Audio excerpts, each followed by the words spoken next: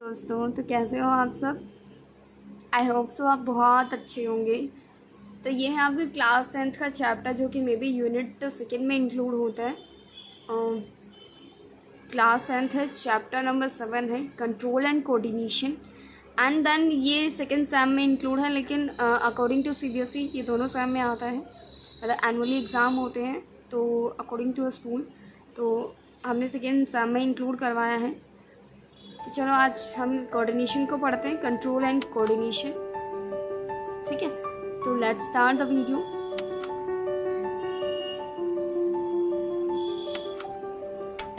And then आप like कर लीजिए, शेयर कर लीजिए एंड सब्सक्राइब कर दीजिए मेरे चैनल को प्लीज़। सबसे पहले कोऑर्डिनेशन क्या होता है? देखो, various organs working together in a systematic control and efficient way to produce proper response to various stimuli is known as coordination. देखो, कोऑर्डिनेशन क्या होता है? कोऑर्डिनेशन मतलब किसी चीज़ का मतलब एक तरह से दोनों का टुगेदर होना, मतलब इकट्ठा करके किसी भी सिस्टम के अंदर उस तक क्या पहुंचाना, उसी सिग्नल को मतलब आगे पास आउट करना जिस टारगेट साइट पे वो जाना है। मतलब बहुत सारे ऑर्गन्स होते हैं जो कि इकट्ठा काम करते हैं सिस्टमेटिक कंट्रोल्ड वे में, ठीक है, ताकि एक प्रॉपर प्रोड्यूस मतलब क्या कर सके, प्रॉपर रिस्पॉन्स कर क्रिएट कर सके। फॉर एग्जांपल हमने भी कोई भी फॉर एग्जांपल चोट लगती है, ठीक है, तो हमारा डायरेक्ट सिग्नल हमारे ब्रेन को जाता है ना, ताकि हम उसकी मतलब अच्छे से इंजरी वगैरह जो हुई है उसको रिकवर कर लें, है ना। नेक्स्ट हमारा आता है बाय इज इट नेसेसरी। क्या जो कोऑर्डिनेशन है क्या वो नेसेसरी है? देखो, अगर कोऑर्डिनेशन नहीं होगा तो हमारे ब्रेन को मैसेज नहीं मिलेगा, है ना, तो क्या हमारा नर्वस सिस्टम नहीं होगा। देखो, कोऑर्डिनेशन जो होता है मतलब कोऑर्डिनेशन जो होता है किसके थ्रू होता है? हमारी नर्वस सिस्टम के थ्रू होता है। तो अगर नर्वस सिस्टम बॉडी के अंदर नहीं होंगे तो प्रॉपर रिपेयरमेंट कैसे होगी? उन्हें पता कैसे चलेगा कि हमें जो चोट लगी है उसके लिए क्या ज़रूरी है क्या नहीं है? तो हमारा जो कंट्रोल करता है वो हमारा ब्रेन करता है, और जो सिग्नल पहुंचाता है वो हमारी नर्वस सिस्टम पहुंचाती है, ठीक है। देखो, अब each organ in an organism is specialised to perform a particular function. हर एक ऑर्गन के अंदर, चाहे वो किसी भी ऑर्गेनिज्म का है, तो उसके अंदर क्या होते हैं? पर्टिकुलर फंक्शन होते हैं। It is necessary that various organ work together to produce proper response to stimulus. मतलब यह नेसेसरी है ताकि जो अलग अलग ऑर्गन है जो इकट्ठा काम करते हैं वो क्या कर सकें, एक प्रॉपर रिस्पॉन्स प्रोड्यूस कर सके उस स्टिमुलस तक, मतलब उस टारगेट साइट तक।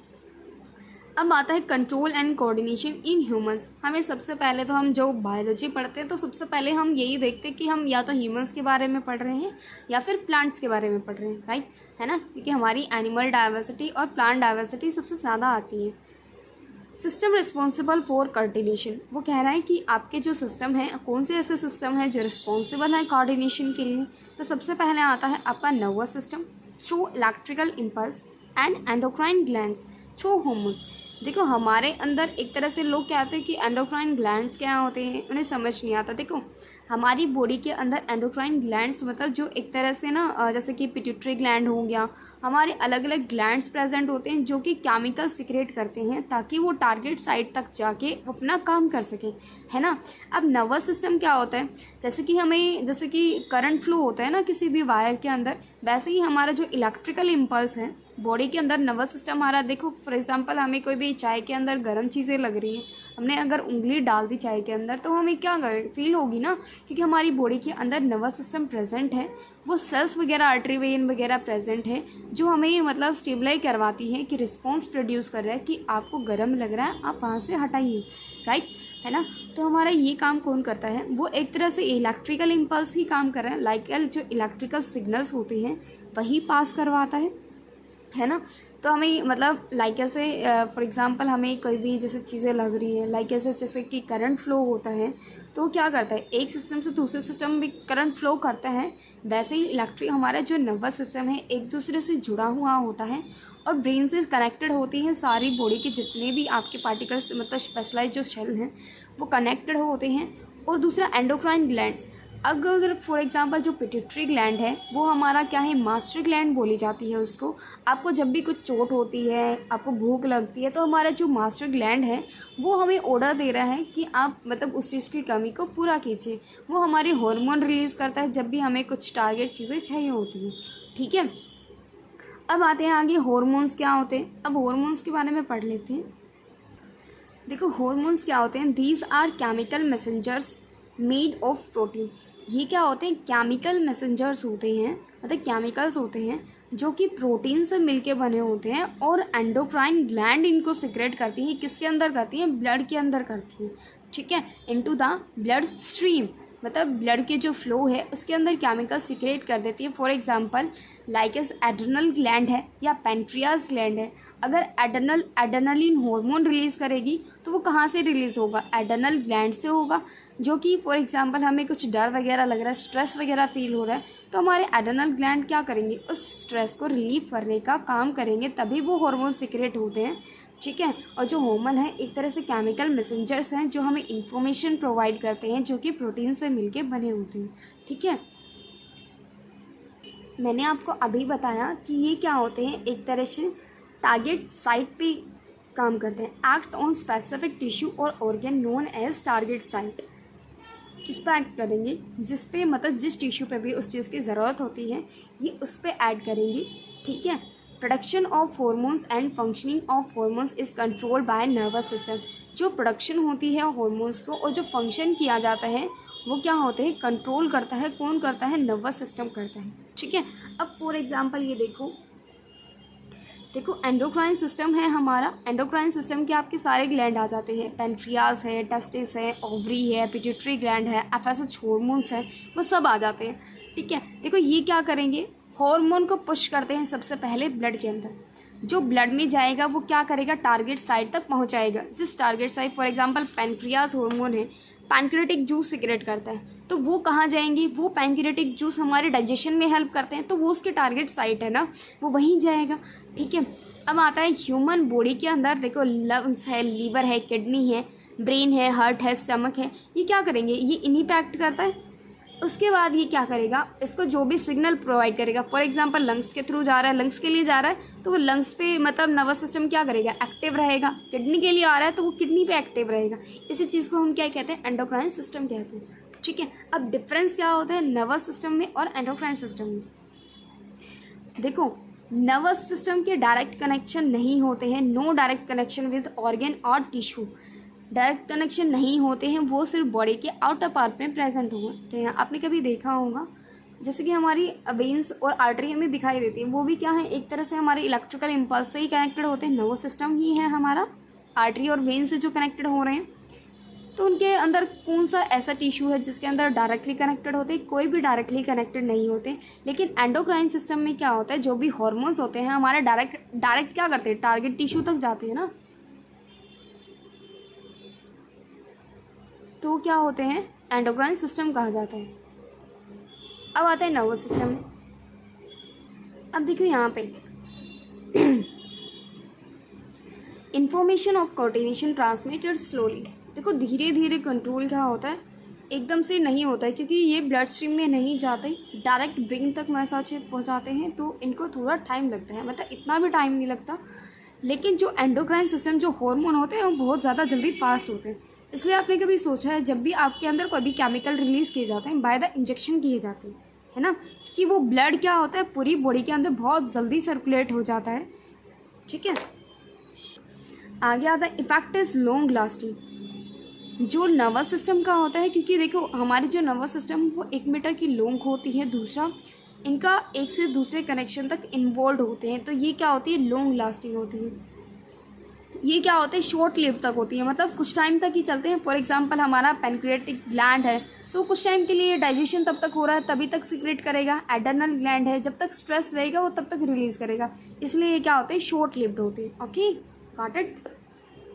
अब आगे देखिए, network of nerves connected different body parts to CNS. हमारा जो बॉडी का सेंटर नर्वस सिस्टम है ये उससे कनेक्ट होता है, और जो हॉर्मोन्स होते हैं वो डिफरेंट अलग अलग पार्ट से कनेक्टेड होते हैं, ठीक है। मैसेज फ्रॉम द नर्व्स, इसके जो मैसेज आते हैं वो नर्व्स के थ्रू जाते हैं, इसके जो जाते हैं वो हॉर्मोन्स के थ्रू जाते हैं, ठीक है। नर्वस एंड जो हमारा सेंट्रल नर्वस सिस्टम पार्ट है ब्रेन का, वो क्या करता है, डिफरेंट फंक्शन करता है। इसके जो फंक्शन होते हैं वो क्या होते हैं, स्पेशल हार्मोन के थ्रू, स्पेशल ऑर्गन के थ्रू होते हैं, और स्पेशल फंक्शन होते हैं इनके अलग अलग। There is no such thing as quantity affected organs, मतलब ऐसी कोई क्वांटिटी नहीं होती कि हाँ इतनी ही इलेक्ट्रिकल इम्पल्स जाएगी, ठीक है। लेकिन इसमें क्या होती है, टारगेट साइड तक जो भी इंक्रीज और डिक्रीज हार्मोन होता रहता है। कई बार हमारे कहते हैं ना, हमें कोई भी कुछ भी हो जाता है लाइक एस कई बार हमें जैसे कि फॉर एग्जांपल कोई भी डिजीज़ लगा लीजिए आप हो जाता है, तो मतलब डॉक्टर्स क्या कहते हैं, आपको हार्मोन की कमी होगी, है ना। इसलिए जैसे कि अगर कोई भी हार्मोन कम रिलीज़ हो रहा है, ज़्यादा रिलीज़ हो रहा है, तो उसके कारण से आपको दिक्कत होती है। अगर कोई ज़्यादा रिलीज़ हो रहा है उसके कारण से आपको अलग डिजीज़ हो जाती है, ठीक है। नेक्स्ट आता है अब हम काम करते हैं नर्वस सिस्टम हमारा होता ही क्या है, ठीक है। The ability of organism to move, the ability of organism to move certain body parts is movement. देखो कोई भी ऑर्गेनिज्म की एक मूवमेंट होती है, जो कि एबिलिटी होती है उसके अंदर, ठीक है, मूवमेंट करने की, और वो मूवमेंट किसके थ्रू हो रही है, When they move from one place to another, it is called locomotion। देखो हम एक जगह से दूसरी जगह तक जाते हैं तो हम उसको क्या बोलेंगे, लोकोमोशन, है ना। मूवमेंट अलग चीज़ें होती हैं और लोकोमोशन अलग मूवमेंट होती हैं। देखो लोकोमोशन के अंदर एक स्थान से दूसरे स्थान पे जा रहे हैं, मतलब one place to another place जा रहे हैं, राइट, है ना। तो हमारी क्या हो रही है, लोकेशन चेंज हो रही है ना, तो उसी को हम क्या बोलेंगे, लोकोमोशन बोलेंगे। लेकिन मूवमेंट वो तो हम बैठे बैठे भी कर सकते हैं, राइट। हमारी बॉडी पार्ट जो मूव कर रही है उसको हम मूवमेंट बोलेंगे, okay. Organism show movement in response to stimuli. जब भी कोई भी टारगेट चीज़ें होती हैं वो क्या करती हैं, मूवमेंट शो करती हैं। लाइक ऐसा हमें कोई गर्म चीज़ लग रही है तो वो मूवमेंट शो करेंगे, किस में शो करेंगे, नर्वस सिस्टम में शो करेंगे, नर्व्स में शो करेंगे, ओके। अब आगे देखो नर्वस सिस्टम। नर्वस सिस्टम के टू टाइप्स के पार्ट्स होते हैं, CNS एंड PNS। CNS मतलब central nerve system and PNS मतलब पेरिफेरल नर्व सिस्टम। अब आता है CNS क्या होता है। CNS के अंदर देखो हमारा जो सेंटर का भाग है, कैसे लर्न करोगे, सेंटर हमारा बॉडी के ब्रेन में होता है, राइट, और ब्रेन से हमारी स्पाइनल कॉर्ड अटैच होती हैं। तो ऐसे लर्न कर लेना कि CNS का जो पार्ट है हमारा, उसके अंदर जो मेन होता है CNS हमारा सेंटर का, बॉडी का सेंटर पार्ट होता है जो कि हमारे ब्रेन से कनेक्टेड होता है, ठीक है। उसी ब्रेन से हमारी स्पाइनल कॉर्ड अटैच होती है, राइट। अब आता है पेरिफेरल नर्व सिस्टम। अब पेरिफेरल के टू टाइप्स के पार्ट होते हैं, ANS and SNS। That means autonomic, एक होता है ऑटोनॉमिक मतलब जो खुद से ही वर्क करता हो, एक होता है सोमैटिक नर्व सिस्टम जो हमारे अंडर कंट्रोल हो, ठीक है। लाइक ऐसे हमारे सेंस ऑर्गन हमारे कंट्रोल में होते हैं। ऑटोनॉमिक हमारे जो इंटरनल ऑर्गन हैं, ग्लैंड्स हैं, वो हमारे अकॉर्डिंग नहीं चलते हैं, क्योंकि हमारे अंदर जो डाइजेशन कितना रिलीज़ करना है वो हमारी बॉडी देखती है। हमारा जो लीवर है, हमारा जो, अब फॉर एग्जांपल हमारा हार्ट है, हम हार्ट को ऐसे कह सकते हैं कि तू रुक जा भाई, थोड़ी देर बाद काम करियो, अभी मैं कुछ काम कर रहा हूँ, ऐसा नहीं कह सकते हैं ना हम, है ना। तो हमारे इंटरनल ऑर्गन क्या है, मतलब वो किसके अंदर आते हैं, ANS के अंदर आते हैं आपके। अब फॉर एग्जांपल ऑटोनॉमिक के टू पार्ट्स होते हैं, सिंपैथेटिक एंड पैरासिम्पैथेटिक। अब SNS के भी टू पार्ट्स होते हैं, सेंसरी नर्व्स होती हैं एक, तो एक मोटर नर्व्स होती है, ठीक है। अब एक एक करके इनके पार्ट्स पहले पढ़ते हैं। पहले न्यूरॉन के बारे में पढ़ते हैं कि नर्व्स जो होती हैं वो क्या होती हैं। देखो neuron is the structural and functional unit of the nervous system. Nervous system की जो मेन यूनिट होती है वो होती है न्यूरॉन, ठीक है। Each neuron has 3 main parts. उसके हर एक मतलब न्यूरॉन के 3 पार्ट होते हैं, सेल बॉडी होती है, डेंड्राइट होती है एंड एक्सोन होता है, ठीक है। सेल बॉडी को हम साइटोन भी बोलते हैं, सोमा भी बोलते हैं, ओके। डेंड्राइट किस टाइप के होते हैं मैं आपको स्ट्रक्चर के अकॉर्डिंग दिखाऊंगी। जो डेंड्राइट है वो जैसे कि हमारी टहनियाँ होती है ना पेड़ों की, मतलब आपने ट्री देखा होगा, ट्री की जो टहनियाँ होती है ना उस तरह ही फैली होती है हमारी बॉडी के अंदर। वो क्या करती हैं, जो सामने से जो रिस्पॉन्स आता है ना उसको वो गेन करने का काम करती है। डेंड्राइट का काम ये होता है, ठीक है। Other neuron. अब आता है सेल बॉडी। सेल बॉडी क्या करती है, पोजेसेस द इम्पल्स। ये क्या करती हैं, इम्पल्स को लेती हैं, जहाँ से आ रहा है सिग्नल वो पहले क्या करेंगी। फॉर एग्जांपल जैसे इस टाइप का होता है ना नर्वस सिस्टम, ये उसकी ब्रांच होती हैं। देखो जब भी ब्रांच है, फॉर एग्जांपल किसी चीज़ से हमें कोई टकरा रही है तो सबसे पहले ब्रांचेस से टकराएगी, उसके बाद उसके ट्रंक के पार्ट से टकराएगी। ट्रंक मतलब इन द सेंस कि उसकी जो सेल बॉडी है उससे टकराएगी। तो सेल बॉडी क्या करती है, पोजेस मतलब उस इम्पल्स को चेक करती है। एक्सोन क्या करता है, एक्सोन होता है नीचे का पार्ट, लाइक ऐसे देखो आप एग्जांपल बहुत अच्छा ट्री का ही ले सकते हो। ट्री का मेन पार्ट उसकी सेल बॉडी होती है, उसकी जो ब्रांचेस हैं वो उसकी क्या होती हैं, लाइक डेंड्राइट लगा लो, जो सिग्नल आ रहा है ऊपर से वो पास करेगा ट्रंक तक, है ना, मतलब सेल बॉडी तक। वो एक्सोन क्या करेंगे फिर लास्ट तक, जो ब्रांचेस रूट्स होती हैं, रूट्स को हम एक्सोन बोल सकते हैं। ये क्या होता है, इनके अंदर माइलिनेटेड और नॉन माइलिनेटेड शीट होती है। ये क्या करती हैं, आगे ट्रांसमिशन फैक्टर को क्या करती हैं, आगे पहुंचाने का काम करती है। तो ये हमारा न्यूरॉन का था। तो मैं आगे इस वीडियो में आपको मतलब नेक्स्ट क्लास में आपको ये बताऊंगी कि न्यूरॉन के स्ट्रक्चर के अंदर वो इम्पल्स कैसे करता है और वो ट्रांसमिशन कैसे करता है। अभी तक यहीं तक कि हमने ये पढ़ा है कि क्या क्या वो काम करता है, न्यूरॉन कैसे काम करती हैं। तो ये हमारा स्टार्टिंग का पार्ट था कंट्रोल एंड कोऑर्डिनेशन का। आई होप सो आपको वीडियो पसंद आए। Then like share and subscribe. Thank you. और आई प्रॉमिस मैं आपको जितने भी चैप्टर हैं 10th और 9th क्लास के वो मैं आपको प्रॉपरली प्रोवाइड करूँगी विद द नोट्स, ठीक है।